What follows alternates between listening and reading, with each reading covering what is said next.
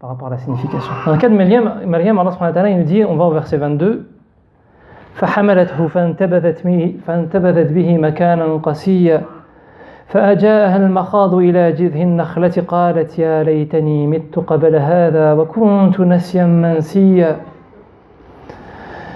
فنادها من تحتها ألا تحزني قد جعل ربك تحتك سريا وعزي إليك بجذع النخلة تساقط عليك رطبا جنيا.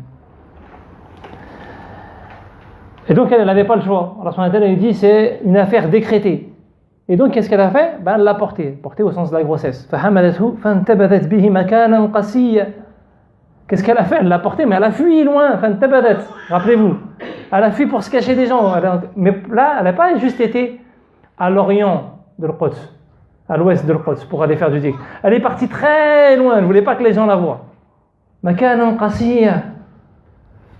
C'est-à-dire qu'Allah subhanahu wa ta'ala lui a dit, il lui a rappelé les signes, il lui a donné l'objectif, mais à ce moment-là, bon, elle n'a pas le choix, elle fait, mais elle va très loin, elle fuit encore.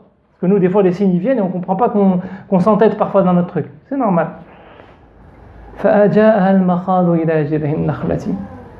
Et quand elle était dans sa palmeraie, les contractions lui sont venues. Et quand les contractions viennent, elle dit malheur à moi si j'avais pu mourir avant ça. Et ça nous arrive parfois, c'est tellement on veut être tranquille qu'on préférait mourir, on veut même plus de tranquillité, même la mort c'est mieux. C'est-à-dire que Nasyam Mansiya, il y a une insistance, c'est-à-dire que si je pouvais être oublié, mais il n'y a personne qui se rappelle de moi, que j'ai existé, j'ai personne, ni mon père, ni ma mère, ni mes enfants, personne, je veux juste disparaître de la surface de la terre. Comment je vais pouvoir porter ça? Comment je vais pouvoir assumer? Pourtant, elle n'a aucun fait de mal, elle n'a pas fait de péché, elle n'a pas fait de... Mais comment j'explique ça? Parce que tu as des épreuves qui te viennent, qui fait que en termes d'image, comment je gère ça? T'as rien fait, mais comment tu fais? Youssouf alayhi salam, comment tu fais pour gérer? Maryam, comment elle fait pour gérer? Tu veux disparaître. Et Allah subhanahu wa ta'ala lui dit فَنَادَاهَا مِن تَحْتِهَا. Et une voix l'appela d'en dessous. Et certains disent que c'est Jibril qui était derrière elle, et d'autres disent que c'est Isa alayhi salam qui lui a parlé alors qu'elle était en train d'accoucher. Allah tahzani, ne sois pas triste. C'est-à-dire qu'Allah subhanahu wa ta'ala lui ramène le signe qu'elle attendait pour la rassurer et qui lui dit t'attriste pas. C'est-à-dire que c'est beau ce qui t'arrive. Allah tahzani, vous allez voir en plus, il y a une insistance sur ça, sur cette notion de la beauté. Souvent quand on cherche à fuir, c'est qu'on voit même plus la beauté de la situation. Allah tahzani, qad ja'ala rabbuki tahtaki sariya. Certes, Dieu a mis en dessous de toi une source d'eau. Dans le Coran, la source d'eau est généralement symbolique de la foi. Elle cherche à se purifier et la voix qui vient d'entre d'elle lui dit ça y est, t'as atteint la pureté.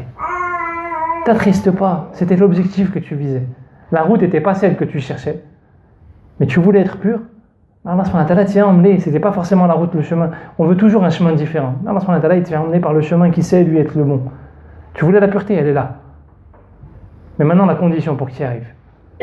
وَعُزِّ إِلَيْكِ بِجِذْعِ النَّخْلَةِ تُسَاقِطْ عَلَيْكِ رُطَبًا جَنِيًّا. Allah subhanahu wa ta'ala, il lui a tout servi sur un plateau. Elle pouvait se nourrir, elle pouvait. À chaque fois que Zacharia allait la voir, elle avait la nourriture.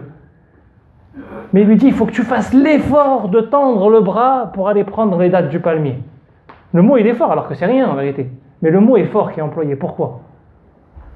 Parce que les personnes, quand on est dans une situation où on cherche la tranquillité, la seule solution pour pouvoir bénéficier pleinement du don d'Allah subhanahu wa ta'ala, c'est qu'on accepte de rentrer dans la démarche de l'effort.